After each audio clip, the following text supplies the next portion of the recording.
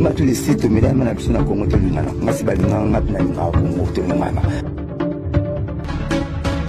Lisanga to lingana. Message eza na kati ya kombo site. Donc to lingana. Congo lingana, il y a des sujets. Quand on te dit Congo lingana, il y a des sujets.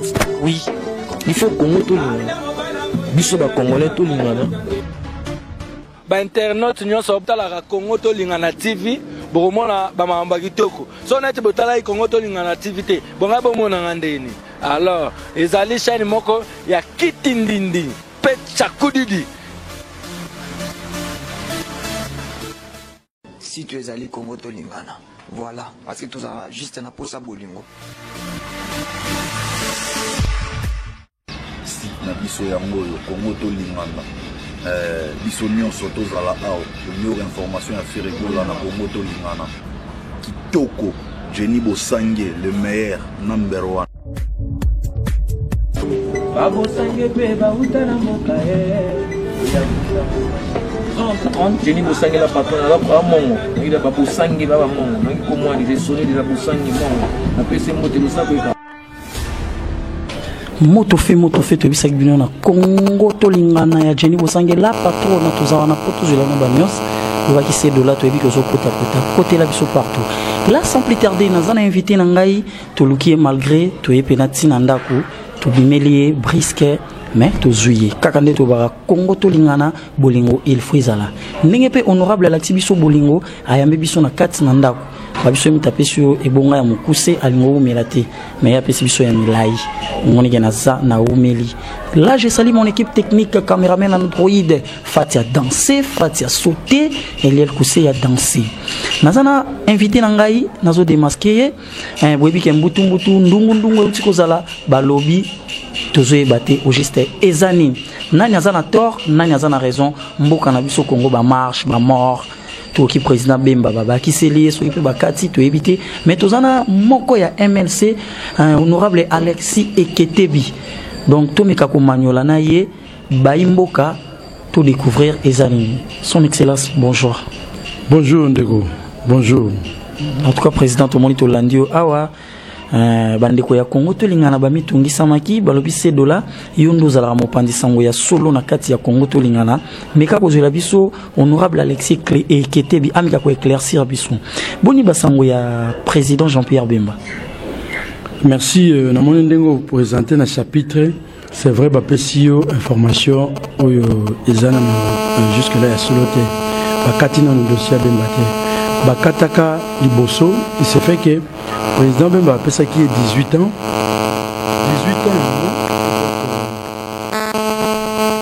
au monde na justice zali bakati yo bakati le mbula yo pe ozo avec avocat na yo okoko sala appel possibilité au sala appel les ali président asalaki appel avec conglomérat ya avocat basali appel n'appel et à rapport à relever les msous ba insuffisance oyo ba jugement liboso salemaki oyo kataki 18 ans tant ba relever ba lakisi que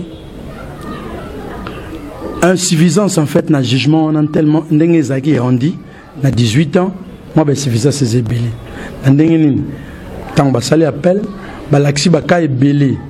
Vous vous rappelez, dans le jugement toujours, il y a le président Bemba, Babengsaki comme expert général français, Moko Ayaka, général Serra, Ayaka pour éclaircir la situation parce que comment on repère sa moto 18 ans, moto Azalaki sur le champ d'action T. Comment est-ce que c'est possible que moteur au commandé opération à distance il y a Zagina Badolite Makamboza se passer na Bangui est-ce que c'est possible je crois général français sera le baki que eza possibilité que moto a commandé nintuna à distance c'est pour cela impossibilité à commander à distance et au sala lelo que Bemba Makambwana et relevé était parce que azalaki na champ ya bataille te azalaki pe atindaki ba soldate atindaki ba salate et surtout na bonne foi na ye ce qu'on n'a pas tenu compte Jean-Pierre Bemba tango monique ba soda ba kende kuna ba sengi ba soda ko senga ya pesi ngo pa patase ba commander ba soda en partie à Bangui yazaki mosika ba commander ba mabe ce qui fait que l'exaction yazalaki o esalemaki na motema na malamu akamati ba soda na tout temps ayoki nungu a punir bango ba sambisa on peut a punir bango jugement le cas qu'il bosso ba tenir compte na ngote yango il fallait quand même ba avocat conglomérat ba avocat ya président Bemba il fallait ba relever ba biloko wana tout ti ba ko mona ki voilà il faut te poser en haut ba poser en haut je crois Hollanda qui jugement président Bemba il y a qui dit 9 au 15 ba kataki presque jugement ba kataki en haut parce que ba juge bango moko ba kilé presque ba avocat procureur ba avocat procureur argumentaire comme tel na jugement ezala qui se sauter parce que ba tuni bango ba bi bola ki sabiso contrairement na makambo le kaki avec Thomas Lubanga ba kizaki utilisation ba mineur na guerre na photo et mon commandement à guerre ba exercice tout Thomas Lubanga était présent mais na ka Bemba bola ki sabiso parce que le droit il se fonde de preuves bola ki sabiso ba preuve penza probant qui prouve à suffisance que Bemba na makambo crime contre l'humanité et tout ba fundi viol et tout azana kati dans le cas où lui il a commandé puis il a donné un message na ba militaire bo salabo ndenge za ko l'équipe na bonka na biso lelo yo ba marche tout ça au sala tokokoma merci président tango déjà mutu lokola yondo za bwetu ena ndako lobi Kongo to lingana ya Jenny Bosange c'est dola zwa kiti vanda na zwi kiti na vandi na buki kiti ba biyo zwa kiti nani apesa kiyo no mais papa na binonda pesa kinga mais oza déjà na kati likambu yango koma bino bolika kuanga bozolinga bolongola ye Jean-Pierre Bemba na likambu kolobi malamu ndeko ndenge ofandi ngai mutu na pesio o daliboso zani ni kamata kiti wana soki mbebe ko salima po biki buki kiti bakotala ba circonstances atténuantes balobi ndenge nini azwaki kiti est-ce azwaki kiti ona makasi te papa mokolo pango apesa ki kiti ozana ko bénéficier ma circonstances jugement ezaka bon et c'est fondaka na ba preuve modèle wana ngai fona passer aux aveux na lobi que voilà ba juge ngai moko moto na pesa ki ndeko kiti na ka Bemba ce n'est pas le cas Bemba na terrain action azala kité bandeko ya bangi ba moni ke mobule koteli bango balobi est-ce que ndeko Bemba ko sunga biso na basoda akamati basoda pesi bango ba utilisateur ya basoda beza banani bato ba commandaki basoda parce que soda so akomi na maboko na yo commandement ekomi ya yo n'est-ce pas mais tout mona ki mabemi ngezanini ndeko Patassé président Patassé ex-président Patassé azalaki en vie na bon moinano asenga ki se pe lobi ngai moko na ya ko intervenir ba pesa ka été tu vois parce que tout monde un peu moi double vitesse na moi jugement même ma procès étranger tout monde moi double vitesse nesika il fallait yende acteur principal ya makambo fallait zala parce que moto asenga ki Bemba soudé zaki il fallait basambisa ba yokayi qui a utilisé les militaires et tout. Mais Nakoyoka Kapé général sera général français. Alobaki bien. Que Ezali possible ten à distance au Bemba Zalaki. Il était d'abord en Afrique du Sud. En Afrique du Sud, guerre se passée na Bangui. Na distance on a commandé guerre. C'était impossible. C'était un expert. Ce que Bengi expert militaire français. Ezalo ko ya biso ya kanyakate ezalo ko ya saimara ya lokuta ya Congo te moto comme général po asalaki moi rébellion moko ya moi portion ya esika a milatisi général pe ba eko couronner wa général te ba wana ba sar ba bem ba tem ezalo ko ba classe ya minene armée ayebi armée na bo solo yango yé apesa ki témoignage nazali alobi impossible donc pour na biso soki jugement il y a mondele ezali penza jugement ya solo il y a CPI na mois de mars Bemba obima na mois de mars oyo kaka mois de mars oyo yango na uti ko yebisa yo ndeko na masolo ba yebisi yo ke ba condamné 15 ans sous tel lokuta makambo wakata na mois de mars CPI ezali nini loko yeli sala esambisaki ba cotiser 60 à 120 jours ça veut dire de 60 à 120 jours pour ba kokata likambo. Alors, le quoi est salé qui na mois de janvier, 60 jours, ils allaient février, 120 jours. Tito comment na mars. Tito comment na mars ba imboka na likambo ya président Jean-Pierre Bemba okoiko isa bango bazila nini. Tozela o ya biso molongi Jean-Pierre Bemba akokweya to akobimana elonga to zelani. Le souci na biso ezali, c'est vrai, to zalaki na posa ke président na biso Bemba azala lavé de tout soupçon. Ce qui a bimine par la justice et aux allez Sengopo abisso. Non seulement victoire il y a justice, mais ali victoire aussi. Il y a ba ennemi à Congo. O balingi konyo ko la Congo parce que na façon ba balingi konyo ko la Congo, ba lobby adversaire moko détail. To ko ko tchai na sika wana hors d'état de nuit, to tchai kuna po akuka ko combattre bisoté. C'est comme ça que les Cambouabé mezabe bon. Adversaire sur le terrain, baza incapable. Il y a quoi affronter Bemba sur le plan démocratique, par le bité, to isé n'a pas moyen. Ba utiliser Moreno, ou Yazalaki procureur à CPI à l'époque, ba pesi ba mbongo pour qu'on monter dossier à Bemba. C'est un dossier Tolobarango à tout moment, un dossier monté de toutes pièces. C'est un dossier où Tolobi, si on veut noyer son chien, on l'acquise de rage. C'est ce qu'on a fait par exemple avec le président Bemba. Les allés problème il y a diversité dans le Congo. Pourquoi mon potentiel président il y a République qui conduit Congo mais l'âme c'est Jean-Pierre Bemba. Alors l'adversaire politique bah ils na moyen wana. Outil na ba on peut pas ko Bemba. Or il y a jeu politique c'était question c'est que ba ko tinda na CPI. En tout cas, merci beaucoup. Tout le monde qui est tous la baimboka boyoki bolandi na bokebi makasi qui est tous la réussite. Il y a Jean-Pierre Bemba, tu es que Jean-Pierre Bemba Gombo, tous là. Mais tu es à tout commis na marche. Tout le monde ba marche. Apport il y a MLC na catholique na ba marche ou ezani. MLC oyokaki d'abord maman Nabiso F Bazaï ba secrétaire général après ça qui appelle à salaki même message avant l'ongwa na première marche na marche à Liboso à salaki message et message wana il y a toujours en vigueur. Hier Azalaki na deuxième marche Azalaki absente pourquoi Azalaki ko assister président Bemba na procès. Donc c'est comme ça qu'Azalaki kuna na mboka Mikili na laé précisément na Hollande pour un procès à président Bemba. Mais message ezali MLC toujours derrière. MLC, c'est le patriotisme d'abord. Bemba consiste ses partis pour nanini.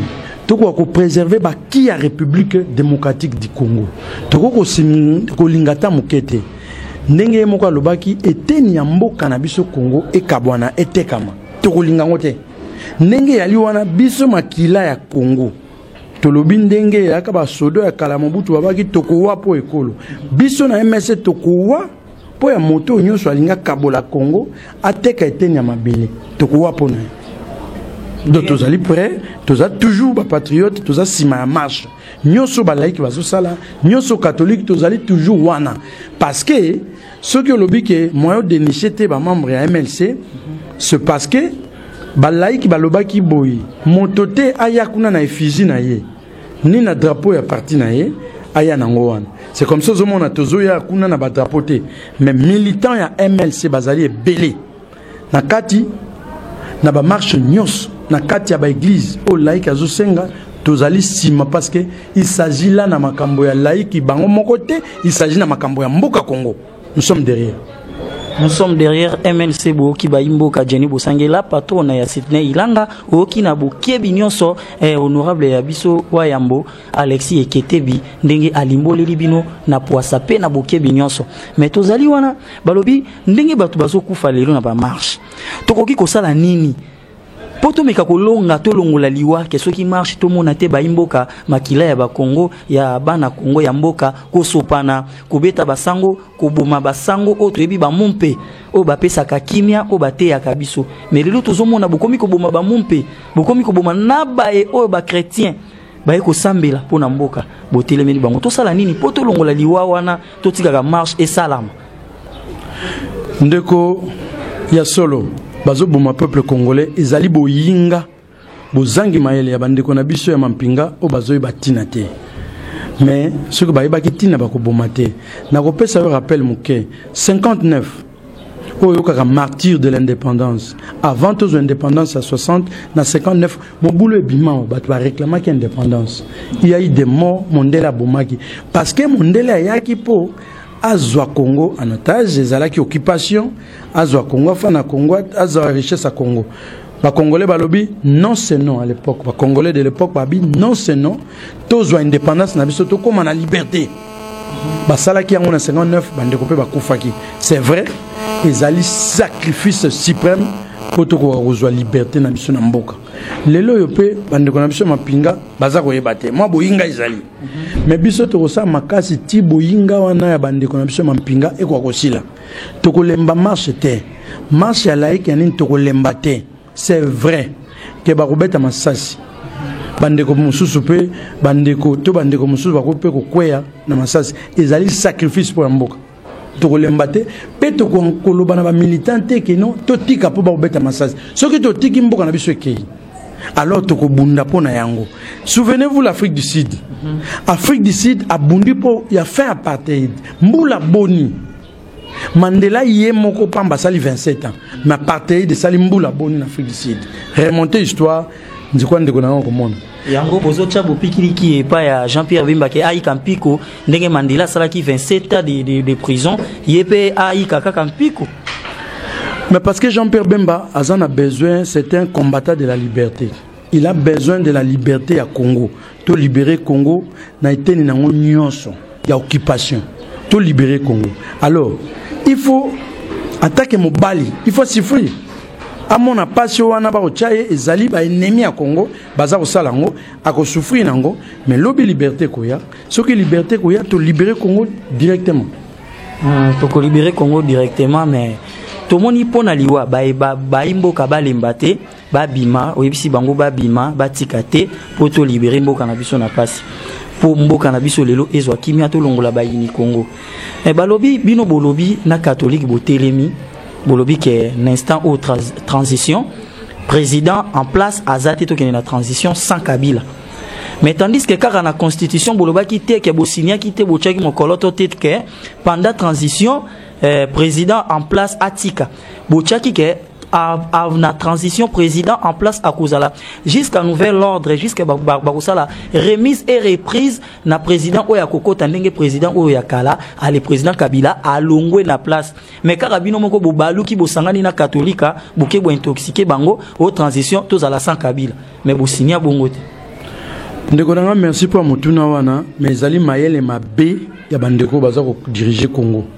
Bao Bazai na pouvoir le en place basana maele mabe à rediriger Congo. Pourquoi pas tant balobi na linéa wana zolobake tant nini salami nde président Kabila akolongwa soki président mususu yé avec quelles conditions akolongwa soki conditions élection et salami depuis 2016 plutôt oyo mandat na esila ya président Kabila à cette élection.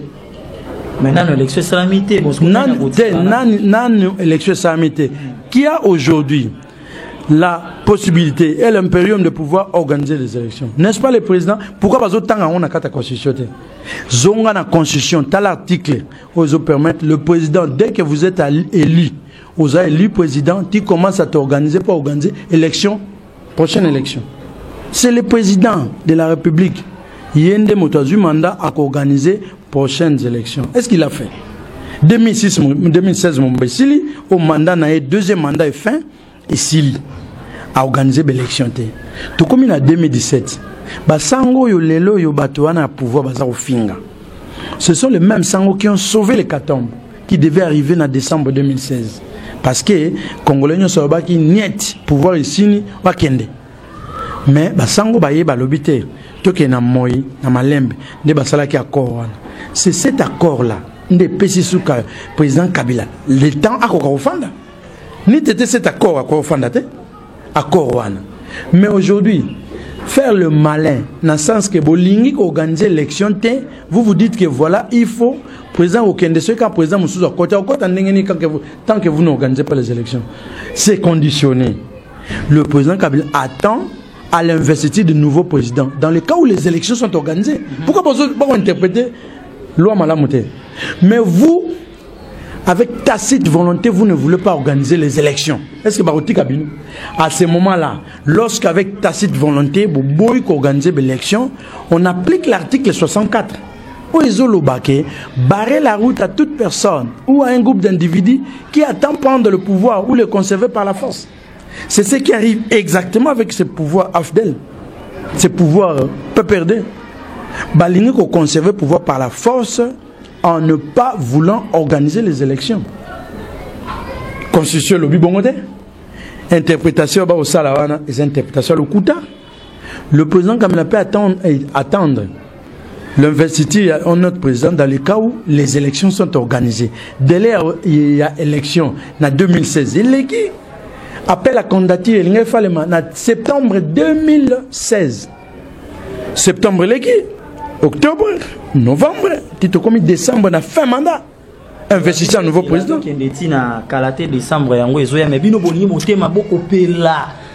Biso, biso tozali ba patriote. Tokozila maramba décembre, wana lisusuté ezaya lokuta. Soko lobi na ngato zela décembre. Soubassement nini olobi. Ordre juridique nini le fan de sa président Kabila Lelo, président de la République. Président de la République est outrana selon constitution et outrana par les élections à suffrage universel direct. C'est le peuple qui vote. Peuple a poni le soutien. Peuple a sa ponakio, mandat est sali. Une année renouvelable, 5 ans renouvelable une fois. Au sali 5 ans, on renouvelle une fois. Constitutionnellement, sur le plan de la constitution, aux alliés sur notre droit, il y a mandature. Au sur consommer 5 ans, on renouvelle une fois, un point, un trait. Si vous reposez candidature, le président Kabila reposé candidature pour Azana droité juridiquement. Il n'a plus le droit de se représenter candidat. Bon, na kata constitution ozawana, ata constitution obozoluka, interprétation na ndenga mabe. Mais l'interprétation là-bas jusque là il est clair. Mandat na une fois renouvelable. Une fois salinini et coquille. À juste 5 ans liboso renouvelé une fois na manière tozo linga kutu kolobate manière bazwaki an. Bazui na ndenga moyibi ndenga lokuta tozo kiponi. Foko yepsa bana mboka bayimboka bayiba manière nini obino bozo bomba. Foko globa. Ndeko na soki tozongi sima manière na 2006 oyibe élection liboso c'est Bemba qui a gagné les élections. Yango place to condamna Mundele. Lelo Mundele azana difficulté à rétablir ordre. Pour rétablir la démocratie dans le Congo, il faut Mundele. Lui, Michel Ouana, c'est lui qui a tout bougé ici. Il va organiser l'élection à Mabé en deux faveurs. Il y a celui qui a gagné. En deux faveurs, il y a Jean-Pierre Bemba. On donne à Kabila. Congo à l'époque, partout. Moi, j'ai été en fait témoin de l'élection à Bemba. Moi, j'ai dirigé la partie équatorienne, précisément l'Issala Mongala. J'étais là, j'ai dirigé Bembaï 99,99. Na Mongala 99,99. Bon, Tangana nous ba territoire Moussous, je crois que Bemba avait bâti largement les élections. Mais Mondela le vite européen ça il a fait ça exprès. Mais le mboka to na étape nini. Soki bolingi biso bino mindele wan. Il fallait rétablir la vérité ici dans ce Congo. Pour Congo qu'on va évoluer. Bino bozoya po ya besoin na bino. Ba besoin na bino personnel, le quoi bolingaki Bemba il veut mettre les choses na cadre normal. Atia justice. Atia nini. Alobaka na discours na Jean-Pierre Bemba, alobaki nini. Est-ce que ce mona général à côté boloko? Mais il est faux. Général soit beaucoup Miboko Sani. Bah Sambisa Koti Boloko. Mais aujourd'hui, c'est l'impunité, ça se passe pas. Général Goloba, sur le Megina au Beto Massassi, dans les Cambodgiens sur le sous privé. Bah Kangaete au côté Boloko. L'impunité continue à rien. Alors à ce moment, on se pose la question. Nous avons refusé la dictature de Mobutu. Mais l'AFDEL nous a mené quoi aujourd'hui? C'est du pur dictature. C'est plus que Mobutu. C'est plus que Mobutu. Mobutu, à un certain moment, il était gentil envers ce peuple. Mais ces pouvoirs AFDEL ici, moi je l'appelle AFDEL parce que c'est la continuité d'AFDEL. Tous ceux qui sont là, ce sont les gens qui sont venus avec l'AFDEL. Non, mais l'AFDEL, il y a Kabila, les pères, Azal, Soussou, Nabisote, moi, Nanende, Azwa, qui mais c'est dans le même bateau. C'est dans le même bateau. C'est le pouvoir AFDEL. Tous ceux qui ont conçu, quand ils ont monté l'AFDEL, il y a des Osalem. Il n'y a rien de changé. Il n'y a rien. On n'a rien changé. Ça, c'est un pouvoir qui est venu pour occuper le Congo. Uniquement, pouvoir en continuité en Jérusalem. Vous le voyez vous-même. Hein? Ata bino bapandisango, botambola, botala. C'est un pouvoir d'occupation où tout le monde est muselé. À quoi bon nous pouvons aujourd'hui insulter ou parler de mal du pouvoir de Mobutu? Mais ici c'est plus pire que Mobutu. Mobutu n'a pas tiré à bout portant. Mobutu n'a pas tiré à bout portant.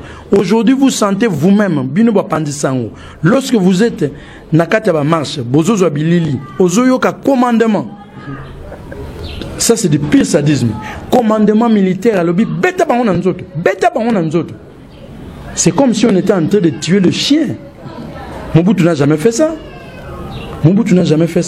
Donc nous sommes dans une dictature où le monde n'est jamais connu. Nous revenons à l'époque, par exemple, époque où il y a 40 à 45. Nous revenons à l'époque où il y a nazisme. Hein? Il y a Hitler, où on tuait sans autre forme de procès. À l'époque Hitler, où les gens, à l'époque romaine et Hitler, où les gens disaient ah oui, Caïsar, moriture te salit tante. Bonjour César, nous qui vont mourir te salit. Bisonde to kufa to on peut ça mbote zara. Liozo bomangai.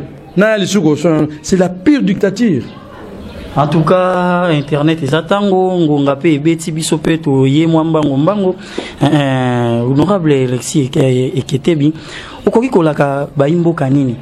Le 21 et les qui tozela qui décembre le 19 et les qui boye na le 21 et les qui tozela nini pour tout comme vraiment na suka to ebi ke bakusenga yo to kozonga.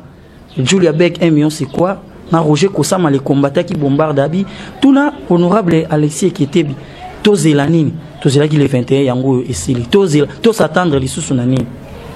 C'est vrai que Myria Jericho ekoyaki na mokolo moko te. Myria Jericho n'a pas été fondé le même jour. Non. Bissoto continue marche. Na programme toujours il y a laïque. Na pouvoir programme il y a catholique. Na laïque. To continue ba marche. Ils ont prévu les 4, prévu les 16. ML Sazali derrière. To continue ba marche jusqu'à ce que nous arrivons à fléchir, à faire tomber le mur. Ça c'est notre souci. Pour rétablir en fait la démocratie, rétablir la liberté au Congo. C'est notre souci. Biso le combat, c'est un combat de la liberté. Mouvement de libération du Congo, c'est un combat de la liberté. Il faut que comme libre, que la démocratie, ça la remettre pouvoir dans le peuple et pour le peuple.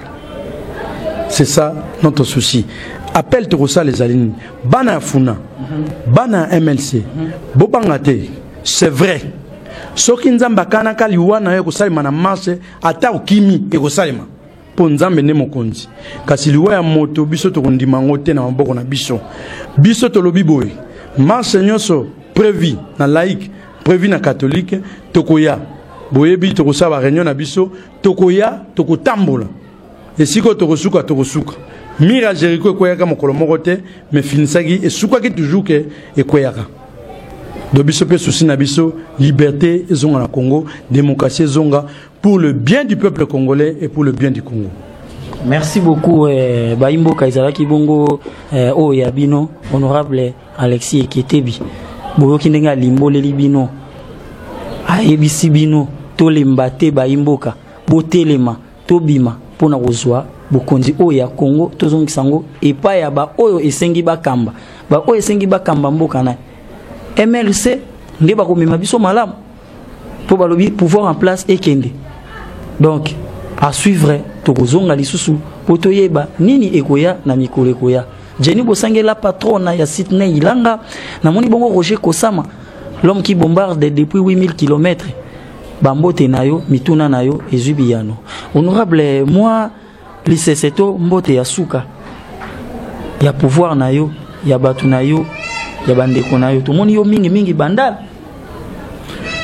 biso tozali Funa nazali président fédéral ya MLC na Funa azokamba Funa mobimba me bandal les esiko nga na fandi to kobosa na te liboso ko bwaka mboto ko banda esiko fandi bon ko bi Funa momba bana na libota bakabola bana te nazana Funa nazana 7 communes ya Funa zali na mokongo na ngai za sima na ngai na koyamba bana nyonso ndenge moko malgré moi na liboso ko za bandalungwa mais bano musupe bazali bende bana lelo so na kabola bango biloko to kabola bendenge mo po bango tu ba bana de bana funa bolembate botia elongi na bino liboso to kende boso po lobi to ko longa to tia liberté lobi okota na kata histoire ya Congo lobi que non voilà abundaki po ya liberté ba kokoma yango ata lelo te to ndele ba kokoma lelo ba kotanga Lumumba po litaki po ya liberté ya Congo yo pe moi na MLC tellement po ko lité po ya liberté ya Congo lobi pe ata na histoire okota na histoire ko lemba yango te ko zapena ko yiko imaimate yika piku to bimagate poto que no kufa to bimi poto senga liberté na biso moto mopaya nde bandeko yo bazako ya ko contrainte de liberté ya biso balingi baboto la biso liberté bango nde bazako boma mais souci na biso kendete mais na nzambe to lobaka to kolonga to kobima pepo to kufa te biso to yaki na nguya nzambe MLC yaki na nguya nzambe je crois to ko telema pe na nguya nzambe to kozonga. En tout cas merci beaucoup honorable to kombi on a suka to telema na biso Mwamboti na esengo oyo oyambela ki biso en tout cas ya bokabwani merci beaucoup vraiment. Merci na sepeli mituna yaki ya bino biano ya biso mais na sepeli na mituna. Olobeni ni pona site na biso Congo to lingana ya Jenny Bosangela patronne. En tout cas o to ko lobaka site kende oboso site tindaka maloba brit site sala ba sectionnement te ndenge ba otu omoni ba télévision mosusu batala raté biso na Congo ngo ba koma okata maloba yango to sepela raté tinda ngo brit bato ba koyoka ba kotala bango nde ba kosa commentaire. En tout cas merci beaucoup. Libosa ya kobanda dino boya mbambo teo.